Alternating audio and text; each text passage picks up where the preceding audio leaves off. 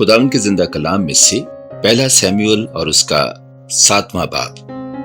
تب قریت یاریم کے لوگ آئے اور خداوند کے صندوق کو لے کر ابینداب کے گھر میں جو ٹیلے پر ہے لائے اور اس کے بیٹے علیزر کو مقدس کیا کہ وہ خداوند کے صندوق کی نگہبانی کرے۔ اور جس دن سے صندوق قریت یاریم میں رہا تب سے ایک مدت ہو گئی، یعنی 20 برس گزرے، اور اسرائیل کا سارا گھرانہ خداوند کے پیچھے نوحہ کرتا رہا۔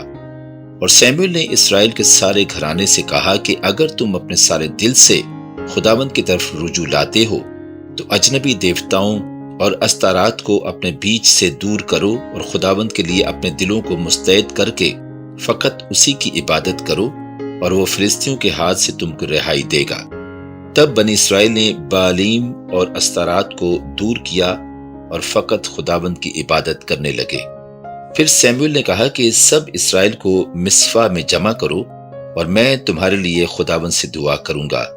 سو وہ سب مصفا میں فراہم ہوئے اور پانی بھر کر خداوند کے آگے انڈیلا، اور اس دن روزہ رکھا اور وہاں کہنے لگے کہ ہم نے خداوند کا گناہ کیا ہے۔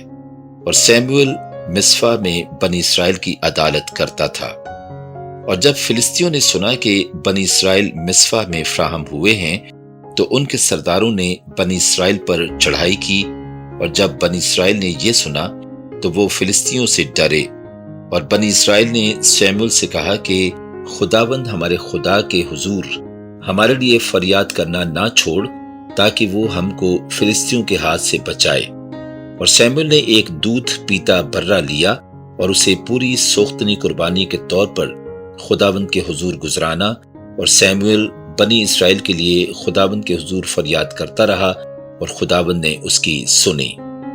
اور جس وقت سیموئیل اس سوختنی قربانی کو گزران رہا تھا اس وقت فلسطی اسرائیلیوں سے جنگ کرنے کو نزدیک آئے، لیکن خداوند نے فلسطینیوں کے اوپر اسی دن بڑی کڑک کے ساتھ گرجا اور ان کو گھبرا دیا، اور انہوں نے اسرائیلیوں کے آگے شکست کھائی۔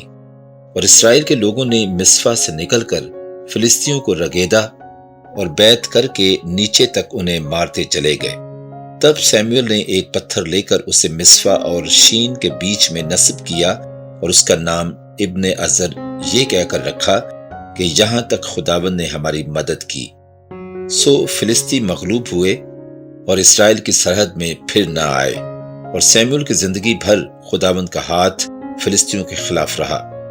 اور اقرون سے جات تک کے شہر جن کو فلسطینیوں نے اسرائیلیوں سے لے لیا تھا وہ پھر اسرائیلیوں کے قبضہ میں آئے، اور اسرائیلیوں نے ان کی نواحی بھی فلسطینیوں کے ہاتھ سے چھڑا لی، اور اسرائیلیوں اور اموریوں میں صلح تھی۔